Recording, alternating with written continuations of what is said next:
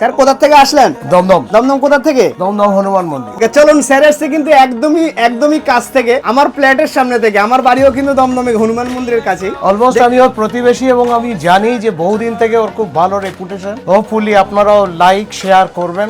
আপনারা বুঝতেই পারছেন স্যার কিন্তু আমাদের কাছে একদম আমার বাড়ির পাশ থেকে এসছে। ওনার কাজ কিন্তু আমার আরো বেশি ভালো করে করতে হবে, না হলে যদি খারাপ করে অবশ্যই কিন্তু উনি কালকে আবার সকালে চলে আসবে। একদম। বুঝতেই পারছেন ওনার মাথার মধ্যে প্যাসেজটা লাগিয়ে ওনার কাছ থেকে শুনবো যে আমরা 200% বেটার করতে পেরেছি কি পারিনি। চলুন তাহলে দেখা যাক। I played it innocent, a feel of discontent. I'm finally facing it all, fearless.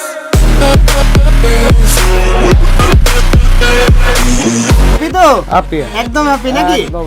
চলুন, যেটা আমরা শুরু থেকে বলছি যে আমাদের কাছে যে আসবে তাকে হ্যাপি করে ছেড়ে দেবো, আর কনফিডেন্স লেভেল 200% বাড়িয়ে দেবো। দেখুন, আমরা শুরু থেকে একটা কথা বলি যে ভারতবর্ষের যে কোনো প্রান্তের থেকে এখানে আসবেন, এখানে কিন্তু 10 থেকে 15 বছর কম করার গ্যারান্টি পুরো আমাদের থাকবে। দেখতে পাচ্ছেন এই যে স্যারের যে আমরা যে প্যাচটা যে লাগিয়েছি, দেখুন হেয়ার প্যাচ লাগানো থাকলে মানুষকে কেমন লাগছে, আর হেয়ার প্যাচ যদি না থাকে তাহলে কেমন লাগে দেখুন।